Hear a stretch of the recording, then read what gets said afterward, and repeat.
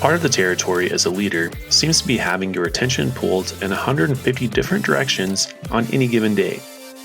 But how can leaders effectively pivot without feeling like they're simply chasing the latest emergency that landed in their inbox?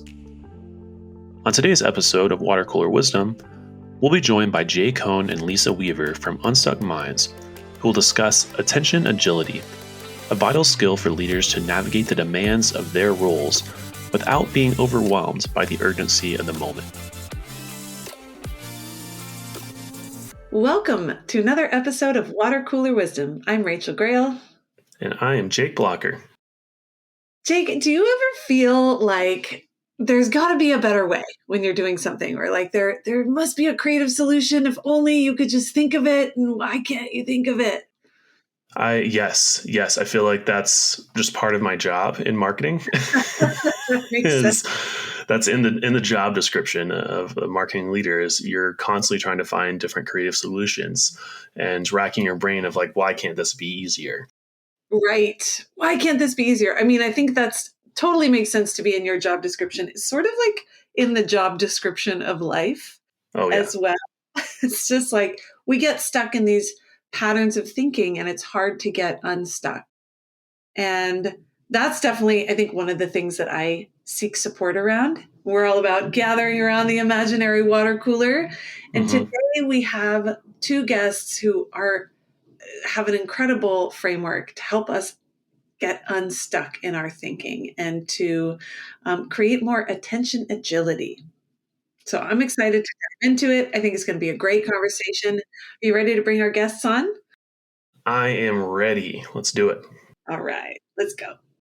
I am delighted to welcome our two guests today. I've been really looking forward to this conversation. So let me tell you who's with us. We have Jay Cohn, the co-founder of Unstuck Minds, who brings over 3 decades of experience in leadership development and organizational change. Former adjunct faculty at the University of Texas at Dallas, Jay has worked globally with prominent public and private organizations, helping executive teams and leaders navigate uncertainty and design creative solutions. His insights on leadership have been featured in esteemed publications like Training Magazine and Rotman Management Magazine.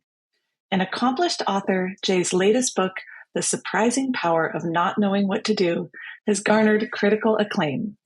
With a client roster including industry giants like Dell Technologies and Fluor, Jay continues to empower leaders to break free from limiting thinking patterns. Based in Dallas, Texas, Jay enjoys family life with his wife, Catherine, and their 3 adult daughters. Welcome, Jay. Thank you, Rachel. It's great to be here. Great to have you with us. And Lisa Weaver. Lisa Weaver is the co-founder of Unstuck Minds, who brings over 2 decades of experience collaborating with clients across diverse industries. As a business development enthusiast and executive coach, she's passionate about understanding clients' needs and co-creating innovative solutions and strategies to address their challenges.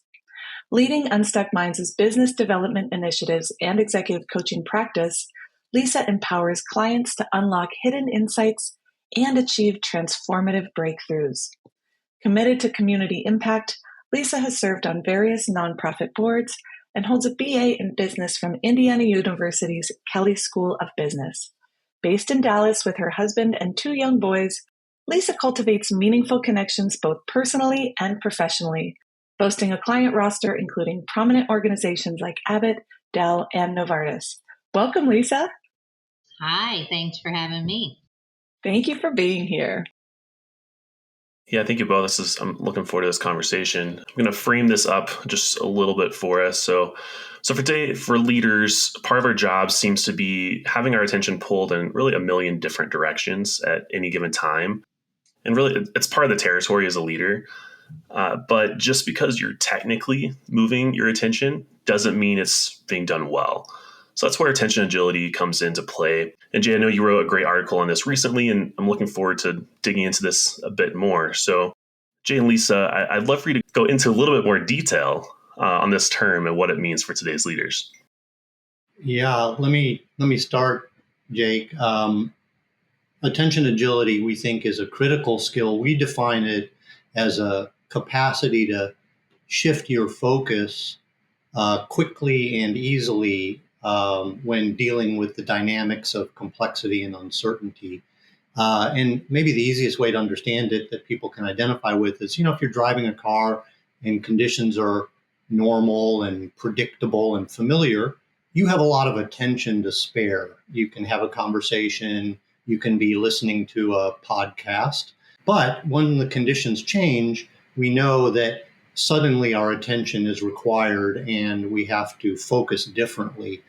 And our belief is that just like those driving conditions, conditions for leaders and organizations have gotten more hazardous and more unpredictable. And so leaders also need to shift their attention. But what we're finding is that, unlike in the driving situation, that old playbook of how we deal with problems and challenges and opportunities and change, we don't really have a new way to shift our attention or to refocus or to deal quickly with the turbulent and volatile nature of the environment we're working in. So I think that's what we think we bring to organizations and leaders. Yeah, the only thing I would add to that is there's a lot going on, and in that, sometimes we find ourselves falling back into old patterns, which keep us in the status quo. And at the pace of change these days and how fast we need to be able to think on our feet and move in a different direction, it's hard to access that with everything coming at us. So a lot of people fall back into, oh, here's what worked for me before, or this is just my script or what I do or what I'm good at. And we hold pretty tightly to that, especially in the face of a lot going on. So we're here to help people raise up their ability to notice when that happens and have a different path forward when they want something to change. I love the way that you describe that, because I think it is so easy to slip back into our default modes, especially when things get hectic or the pressure gets turned up. And so having the attention agility, the awareness to figure out how do I shift this, I think is really powerful. It's a really compelling idea. And I know that you have a framework that supports this in a practical way. So in the context of attention agility, could you explain the SCAN framework and how it assists leaders in expanding their focus to include maybe a broader spectrum of information, avoiding some pitfalls of a single channel perspective, and maybe getting them out of that default mode that they might be operating in? Sure. I'll start, Jay, and you can add in. So Jay did a lot of research in this space, and there's a lot of different thinking systems out there to help people really say, okay, what's keeping me stuck and how can I move forward? So we tried to come up with a simple model that people can access at any time when they feel stuck. And what's going on is that a lot of these things that SCAN represents are hidden influences. There's something that if we don't stop or pause and pay attention to them and raise them up, then you're just going to keep getting stuck in the same old pattern. So this is a tool called SCAN. The SCAN stands for S, structures, C, context, A, assumptions, N, needs. And one side of the model of SCAN, and these are basically all channels you can, like you said, dive into and figure out what might be keeping me stuck. These are things that we just naturally do day to day, and we have to, again, dive in and raise them up. So on the left side of the model, you have the S and the A, the structures and the assumptions. And those are things that hold things in place. So it's good to say, well, do I want things to be held into place, and what should remain as is, and what should we lift up and ask ourselves, is this working for us anymore? A structure might be a compensation system, and we've always had this way of being compensated, but is it holding behaviors in place that no longer serve us? So let's raise up the structures and see if we want to keep them or shake them up and change them, because this is what's holding us here. Assumptions are our beliefs and what's down in the core of how we think and operate from a perspective. So how do we raise those up and say, is that assumption even right or serving me? And do I want to change that? On the right side of scan, we have context and needs. And that is what stimulates change. So sometimes that can be a threat and, ooh, don't move my cheese, don't change anything. But other times it's like, let's look at the context and lift our heads up and see what's changing out there. Technology, social trends, what's going to disrupt us. And if we're not paying attention to that, then that can get in the way when we aren't ready for it.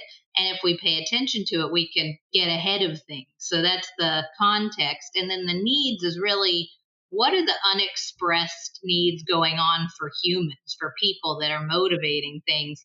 And how do we go underneath, not what they say they want, but what really those underlying needs are that we might not be paying attention to or hearing because they're hidden. So it's about raising up what's hidden and then having these different channels and making choices. And scan's kind of an easy way to say, let's do a scan when I feel stuck and see if any of these channels open up a new insight or opportunity that I can move into. Man, I love the practicality of that. It's something that I can say, okay, when I'm stuck, I could just look to these different areas and do an inquiry. It's like a running start into a new way of thinking.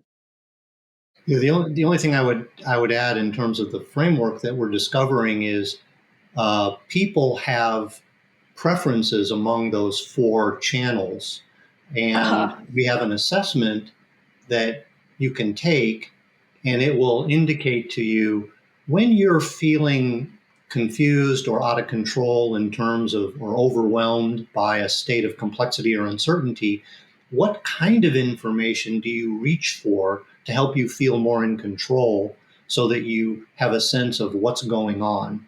And we're discovering that there are people who have a preference for information from that structures channel. They want to know about data, cause and effect. They want to look at trends. Some people try to get underneath to the assumptions. Other people look at the context. Other people look at the needs.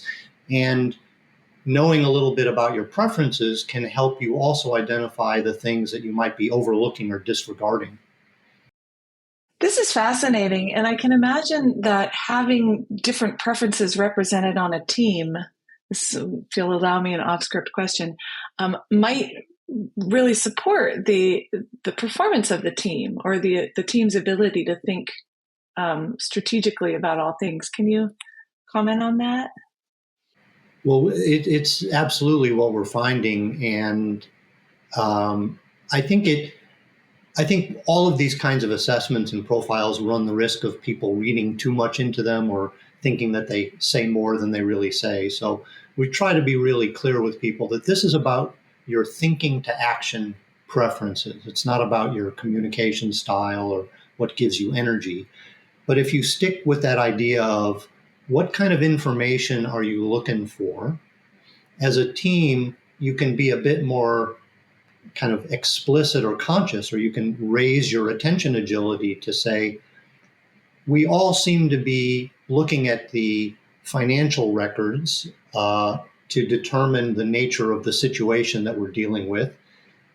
Did anybody think about checking in with kind of the key stakeholders who are involved in this situation to find out how they're seeing it and what their real-time experience is like?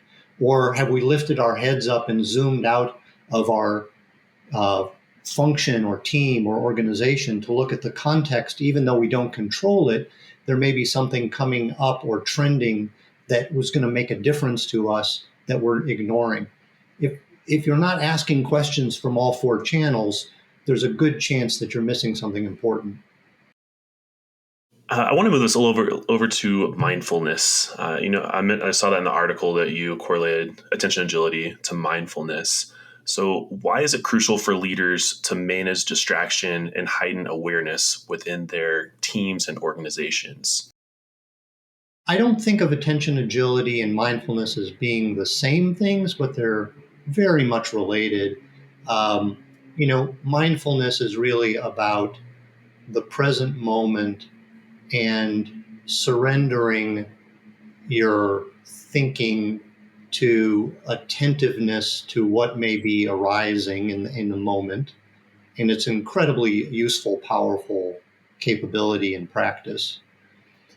Attention agility, on the other hand, is a bit more of a conscious choice to say, this is what's got my attention.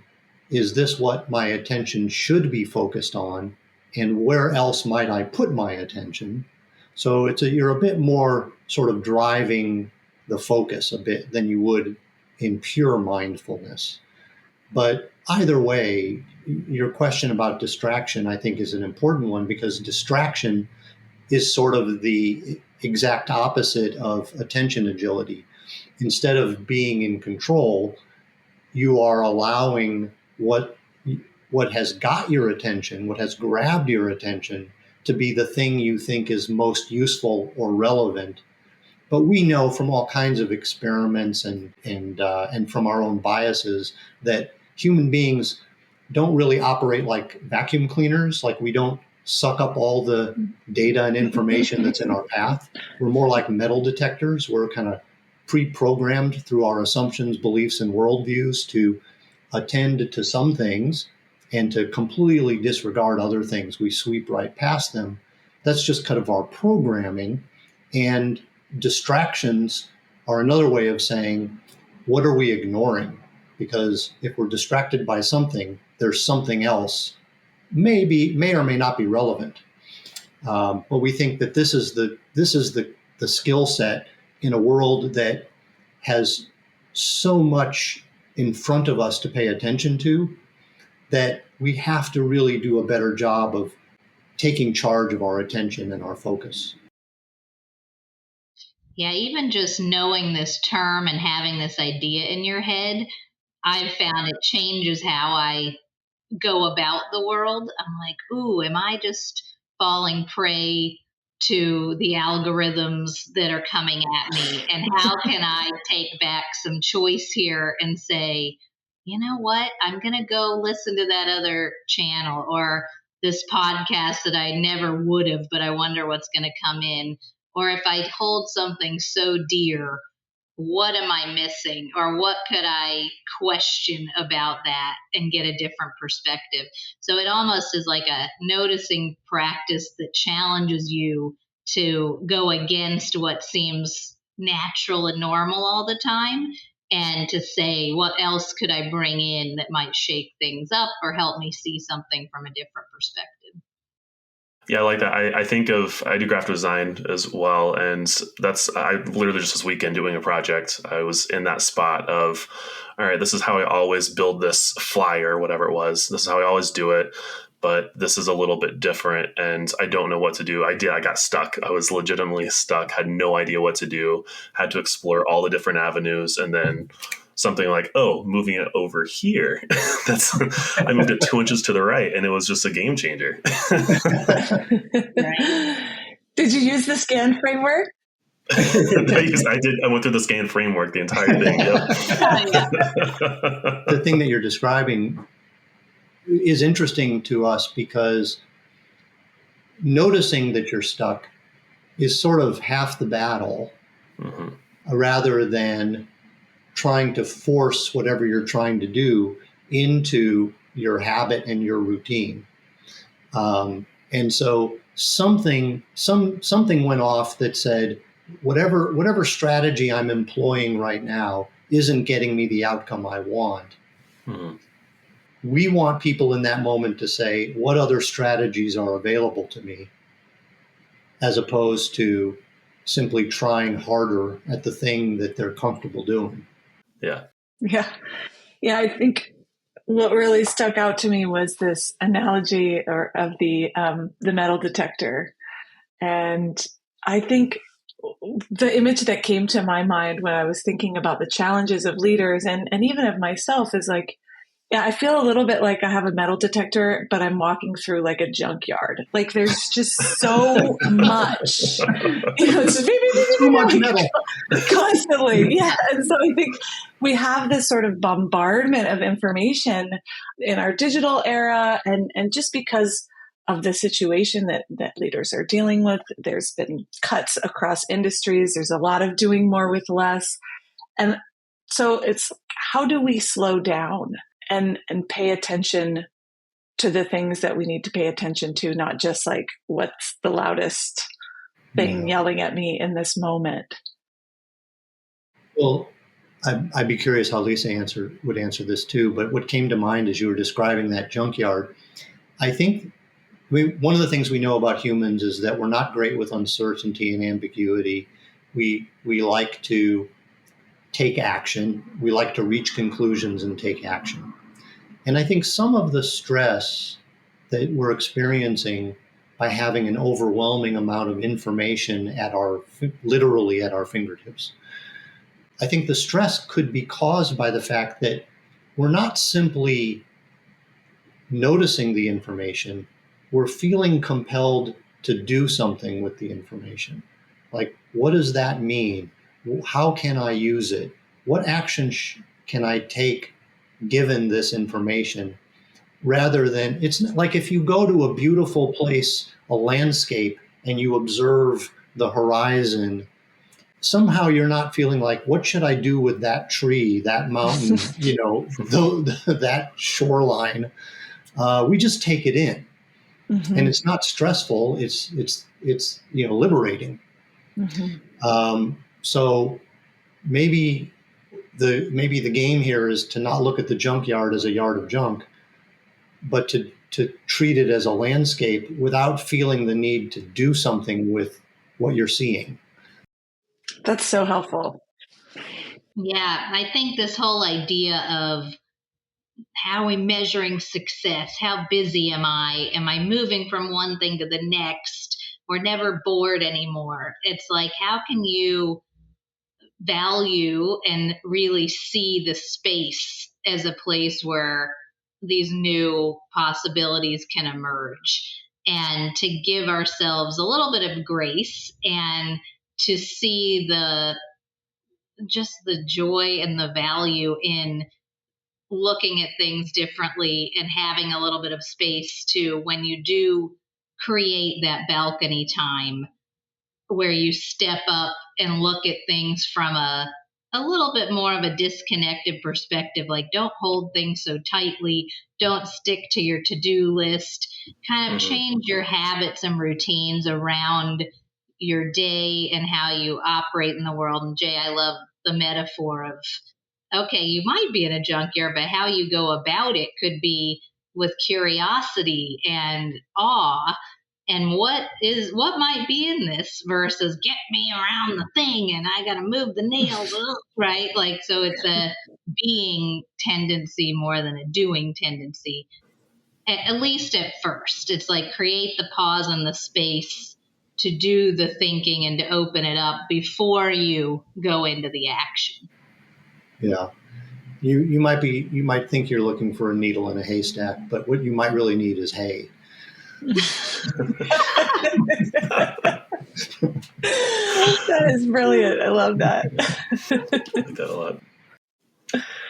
I have a kind of off-script question as well that I want to ask. Something around, like, let's say we recognize that we're stuck. What are some actions to maybe get us on the balcony, as you mentioned, Lisa, get us to stop and pause and think a different way? What are some actions we can do? Some little steps.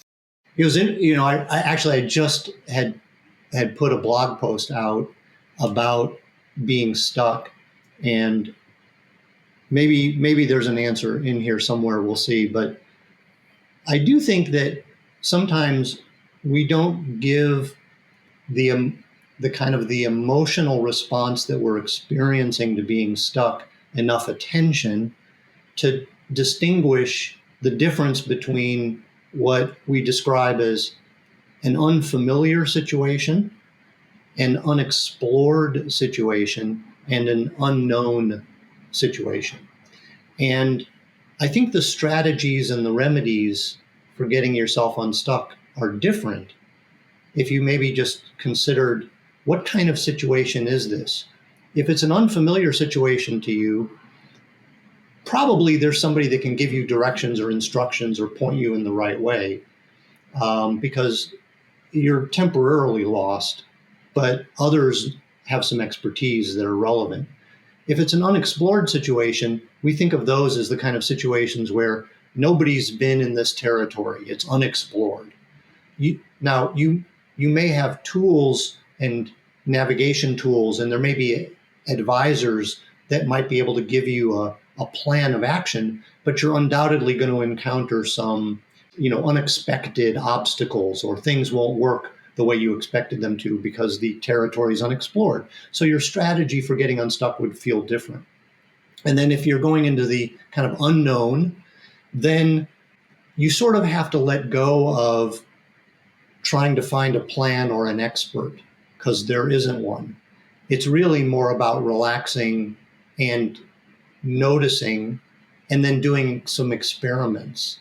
So if it's really unknown territory, you might just have to see how you can learn your way forward and create some information and data that you'd be able to use to make choices as you kind of get more familiar with what nobody is familiar with. So it's a long-winded way of saying, I guess it depends on the nature of what kind of stuck you're feeling. Yeah. And what came up for me too, even just in the day to day, so when somebody makes a request of you, or like when Jay and I might be in a business development conversation about an opportunity, my old tendency and what I'm trying to change is to have an answer or know something or help make the unknown, uncomfortable situation that this other person is feeling and wants us to move away from. I want to solve it and get there as fast as I can. So what Jay does that was very uncomfortable to me at first is we get on the conversation with a client or somebody asking for something, and he asks a lot of questions. He'll naturally move into, well, you're asking it in this certain way, but I really need to understand like kind of a mini scan of what's happening here. And he'll make choices about what's most important in that moment to zoom out and understand a little bit more.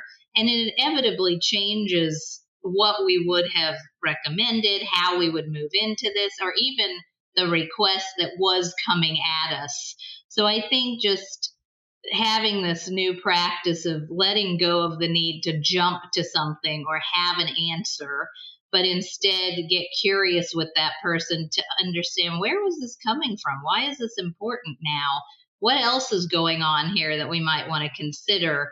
And then you can move into the solution and how to move forward, but just stay a little bit longer in the not knowing energy before you move. And that's kind of a mini balcony that can happen in any given moment.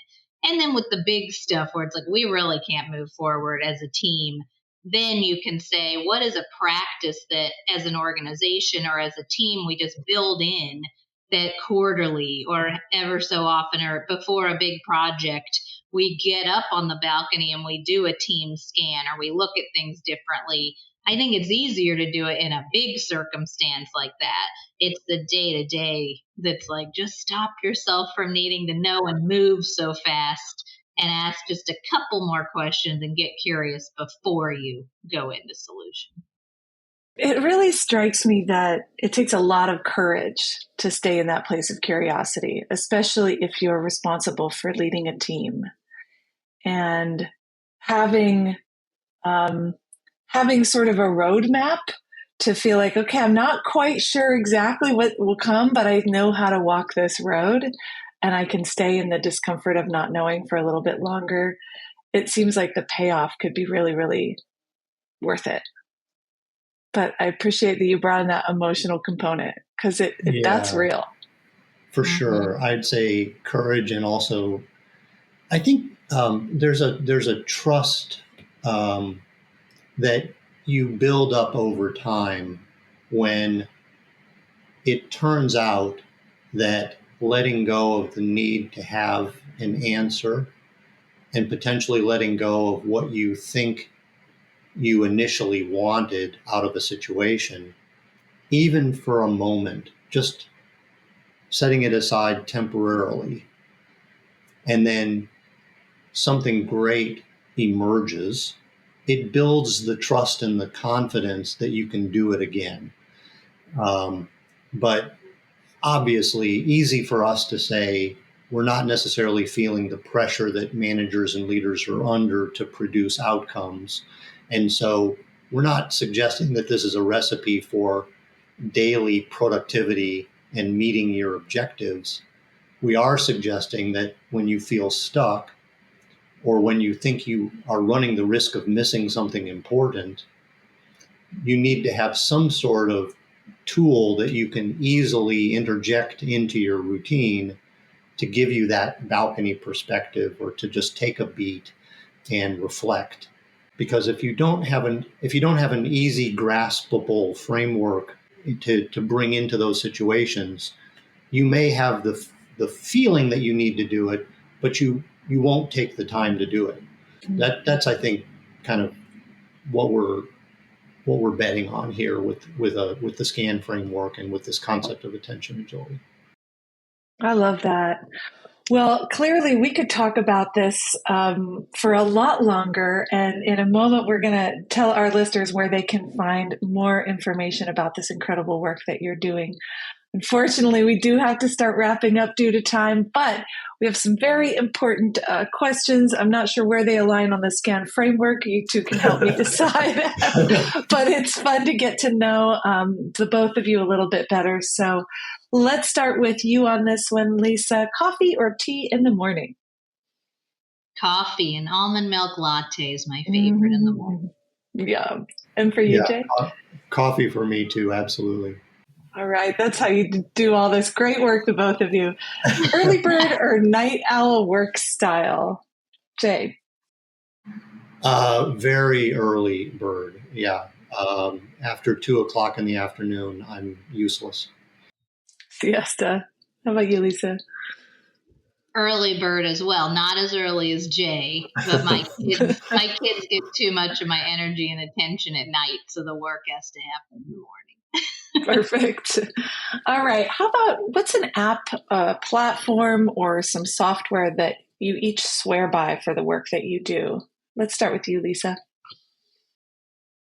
Oh, this is a hard one. With my business development connection energy, I'd say LinkedIn is still a go-to for me.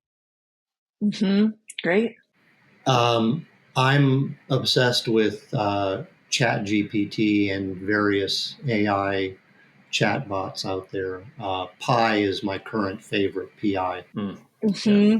You're in good company with Jake and I on that one. Yeah. All right. How about a book that made a significant impact on you? Let's start with you on this, Jay. Well, I guess from the perspective of impact, I'd go with Synchronicity by Joe Jaworski. I forget the subtitle, The Inner Path of Leadership, something like that. That was the book I was reading when I left my corporate job and joined Interaction Associates. Oh, nice. And for you, Lisa? Yeah, probably Man's Search for Meaning by Viktor Frankl. And just that story, deeply impacted me. But just the choice we have in the everyday moments, even the toughest ones, to change our attitude and perspective of how we go handle something. That is a profound read. Thank you. And for our listeners, we'll link all these so you don't have you'll find these good books. Last one. If you could have a water cooler chat with anyone, dead or alive, who would it be and why? Lisa, you want to start?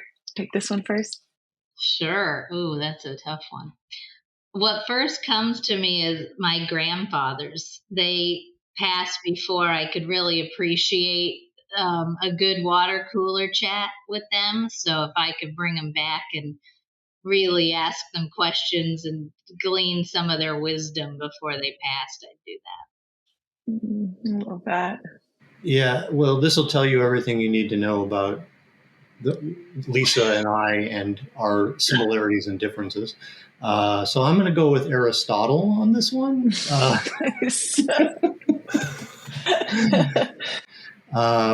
I just feel like we're rehashing a lot of the ancient Greek wisdom these days, and I want to go back to the source.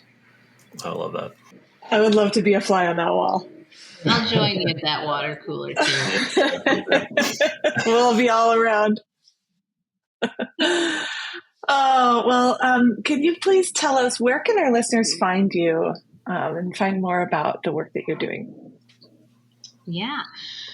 Oh, I'll start. Tell me what I forget. Well, we're on LinkedIn. You can find us. And then unstuckminds.com. And you can even take the SCAN profile there. And there's also an ideas section where Jay has lots of new blog posts and different things he'll post regularly. So you can get to know our work and our perspectives around this a little bit more. Just as a plug, I actually have taken the assessment, and I spend a lot of time on your website because I find so much value in the writing that you put out and things that you offer. So I definitely encourage everyone to check it out. Anything new that you're working on right now that you want to let people know about? Well, I guess the one thing that comes to mind, just because this week I'm going to be having some conversations with our development guy. The platform, when you take the assessment, you get a report, and if you're doing it as part of a paid class or subscribe, then you also get access to this dashboard. We just created a group profile, so in about a couple of weeks, if you are subscribed and you have a dashboard, you'll not only be able to see individual results on your SCAN profile and tools that are customized to your particular approach to thinking, but you'll be able to create a group profile if you're leading a team and you want to just ask or invite people to contribute their SCAN profiles, and then a group profile will be available to download, and there'll be team tools based on the group's profile that you could use to help the team be more effective in whatever their task is. Exciting. And I'll just say the other thing is not brand new, but we're doing more and more of these each month, is our Embracing Uncertainty program that really is the flagship program that teaches these tools through a simulation-based experience. It's about a day in the room or half day virtually to teach SCAN, have people practice it, and you get access to all the tools in the dashboard and different ways to take it into your life from there. Fantastic. Well, go to unstuckminds.com to learn more about any of those things. Jay and Lisa, thank you so much. It's just been a wonderful conversation. Really appreciate having you both here today. Yes, thank you very much. This is great. Thanks for having us. Thanks for having us. It's fun to talk through all this. Thanks for listening to Water Cooler Wisdom. This podcast is brought to you by Interaction Associates, a leading professional development and leadership training organization whose mission is to help people work better together. If you'd like to learn more, visit interactionassociates.com. If you have questions, comments, or are interested in collaborating with this podcast, you can email us at watercoolerwisdom@interactionassociates.com.